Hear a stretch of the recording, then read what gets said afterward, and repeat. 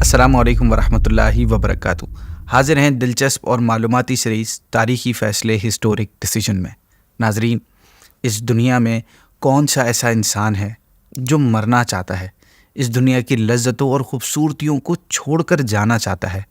موت تو لوگوں کو اتنی ناپسند ہوتی ہے کہ اس کا ذکر کرنا بھی بعض لوگ پسند نہیں کرتے۔ موت سے بھاگنے کی کوشش کرتے ہیں، گھبراتے ہیں۔ دنیا میں کئی آپ کو ایسے کیسز مل جائیں گے، پاس میں بھی یا پریزنٹ میں بھی، کہ جنہوں نے صرف موت سے بچنے کے لیے کروڑوں اربوں روپے خرچ کیے۔ ہر وقت ان کے ساتھ ایکسپرٹ ڈاکٹرز کی ٹیم رہتی ہے، کھانے پینے کا پراپر اسکیجول ہوتا ہے، ڈائٹ پلان ہوتا ہے۔ وہ ہر کسی سے ملتے جلتے بھی نہیں ہیں، اگر کسی سے ملتے بھی ہیں تو گلوز پہن کر کسی سے جرمز ٹرانسفر نہ ہو جائیں، یہ سب اسے بچتے ہیں۔ حد تو یہ ہے کہ زندگی سے محبت اور موت سے نفرت کرنے والے آپ کو کچھ ایسے بھی لوگ ملیں گے جنہوں نے اپنے پاس ہیومن باڈی پارٹس بھی ایکسیس میں سٹور کر کے رکھے ہوئے ہوتے ہیں کہ اچانک اگر کوئی باڈی پارٹ کام کرنا چھوڑ دے یا فیل ہو جائے تو اسے فوراً چینج کیا جا سکے، حتیٰ کہ ان کی ایک ایک سانس تک محفوظ ہوتی ہے۔ یہ سب کیوں کر رہے ہیں؟ اتنا خرچہ کیوں؟ صرف موت کے خوف سے؟ لیکن بڑے بڑے بادشاہ دیکھ لیں، سرمایہ دار دیکھ لیں، وزیر دیکھ لیں، اتنی احتیاطی کرنے والے بھی موت کا شکار ہو جاتے ہیں، کیونکہ اللہ پاک قرآن پاک میں ارشاد فرماتا ہے کہ وَلَن يُؤَخِّرَ اللَّهُ نَفْسًا إِذَا جَاءَ أَجَلُهَا، اور ہرگز اللہ نے کسی جان کو مہلت نہ دے گا جب اس کا وعدہ آ جائے۔ بہرحال اس میں کوئی شک کی بات نہیں کہ عموماً لوگ موت سے ڈرتے ہیں، لیکن ناظرین، آج ہم آپ کو ایک ایسا تاریخی واقعہ سنانے جا رہے ہیں، ایسا فیصلہ سنانے جا رہے ہیں جس میں ایک نوجوان نے باطل کو اپنے سامنے جھکا کر خود اپنی موت کا فیصلہ کیا۔ یعنی جب دشمن ناکام و نامراد ہو گیا تو اس نوجوان نے بہت ہی عجیب فیصلہ کیا، اور اسی فیصلے نے بہت سی تقدیریں بدل دی اور وہ کلمہ پڑھ کر مسلمان ہو گئے۔ ناظرین، یہ بات ہے پچھلی امتوں کی۔ پچھلی امتوں میں ایک بادشاہ تھا جو خدائی کا دعویٰ کرتا تھا، اور پہلے کی امتوں میں بہت لوگ ایسے بادشاہ ہوتے تھے جو خدائی کا دعویٰ کرتے تھے۔ وہ بادشاہ جو تھا اپنے آپ کو خدا کہلواتا تھا۔ اس کے دربار میں ایک جادوگر تھا جسے بہت عزت کی نگاہ سے دیکھا جاتا تھا۔ ایک دن اس جادوگر نے بادشاہ سے کہا کہ میں اب بوڑھا ہو چکا ہوں، لہٰذا تم ایک لڑکا میرے پاس بھیج دو تاکہ میں اس کو اپنا جادوئی علم سکھا دوں۔ چنانچہ بادشاہ نے ایک ہوشیار لڑکے کو اس جادوگر کے پاس بھیج دیا۔ اب وہ لڑکا روزانہ جادوگر کے پاس آنے جانے لگا۔ ناظرین، وہ لڑکا جس راستے سے اس جادوگر کے پاس جاتا تھا، اس راستے میں ایک ایماندار راہب یعنی عیسائی پادری رہتا تھا، اللہ پر ایمان رکھنے والا راہب۔ ایک دن لڑکا جادوگر کے پاس جاتے جاتے اچانک اس راہب کے پاس رک گیا اور اس کی باتیں سننے لگا۔ جب اس راہب کی باتیں سنی تو وہ اسے بہت پسند آئی۔ چنانچہ وہ لڑکا اب جادوگر کے پاس آتے جاتے روزانہ اس راہب کے پاس بھی بیٹھنے لگ گیا۔ اب اس کے ذہن میں ایک کنفیوژن پیدا ہونا شروع ہو گئی کہ وہ ایک رب کی باتیں بتانے والا راہب سچا ہے یا وہ جادوگر۔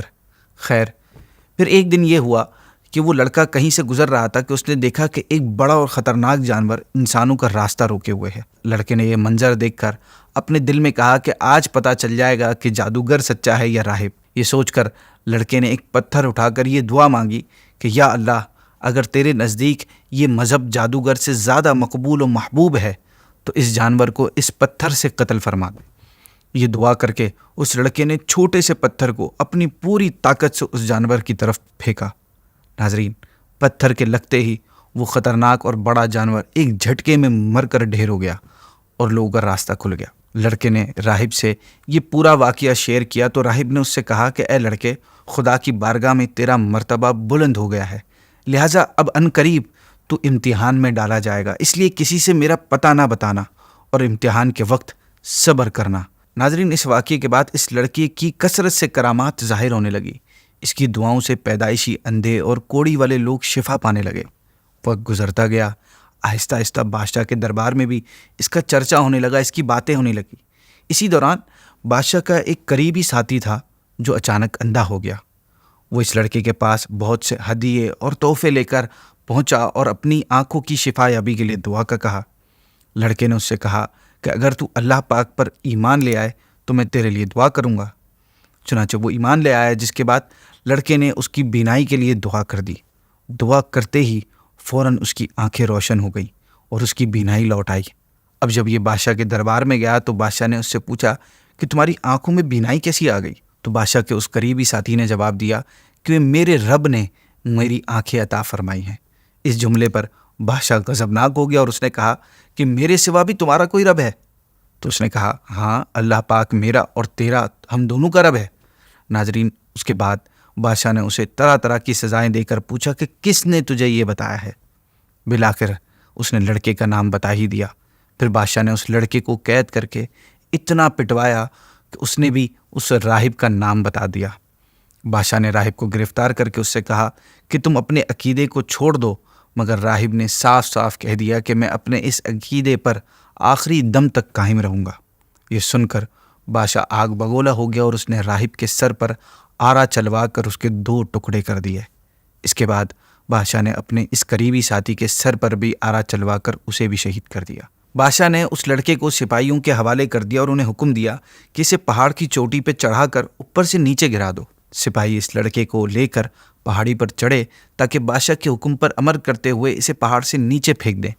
لیکن ناظرین، پہاڑ پہ چڑھ کر اس لڑکے نے نہ جانے اللہ کی بارگاہ میں کیا دعا مانگی کہ اچانک زلزلہ آ گیا اور بادشاہ کے سپاہی زلزلے کے جھٹکوں سے وہیں پر آگے پیچھے گر کر ہلاک ہو گئے، اور لڑکا سلامتی کے ساتھ پھر بادشاہ کے سامنے آ کے کھڑا ہو گیا۔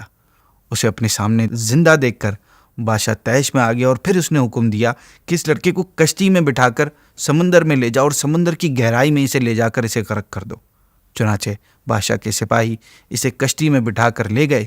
بیچ سمندر پہ پہنچ کر جب اس لڑکے نے دعا مانگی تو سمندر میں طوفان آ گیا، جس کی وجہ سے کشتی غرق ہو گئی اور سپاہی پانی میں ڈوب کر ہلاک ہو گئے، اور اس لڑکے نے اسی طرح سلامتی کے ساتھ دوبارہ بادشاہ کے سامنے آ کر کھڑا ہو گیا۔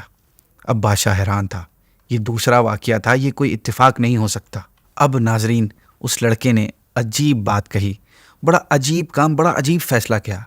گویا اس نے اپنی موت کا فیصلہ کر دیا۔ اس نے بادشاہ سے کہا، اے بادشاہ، اگر تو مجھے مارنا چاہتا ہے تو اس کا صرف ایک ہی راستہ، ایک ہی وے ہے کہ تو مجھے پھانسی پر لٹکا اور یہ کہہ کر مجھ پر تیر مار کہ بسم اللہ رب الغلامی، میں اس لڑکے کے رب اللہ کے نام سے تیر چلاتا ہوں۔ گویا اس کافر بادشاہ کی زبان سے اللہ پاک کا نام جاری کروایا۔ ناظرین، بادشاہ نے اس لڑکے کی بات مان لی، ایگری کر لیا۔ چنانچہ اسی طریقے سے اس لڑکے کو پھانسی پر لٹکایا اور بسم اللہ رب الغلام کہہ کر اس کی طرف تیر چلا دیا۔ تیر اس لڑکے کے جسم میں جا کے لگا اور لڑکا ہمیشہ کے لیے اس دنیا سے رخصت ہو گیا۔ فیصلہ بھی ختم نہیں ہوا ناظرین، اس فیصلے کا اثر کیا ہوا اور یہ تاریخی فیصلہ کیوں بنا؟ کیونکہ اس لڑکے کی موت کا منظر دیکھ کر وہاں موجود ہزاروں کے مجمع نے بلند آواز سے یہ اعلان کرنا شروع کر دیا کہ ہم اس لڑکے کے رب پر ایمان لائے، ہم اس لڑکے کے رب پر ایمان لائے۔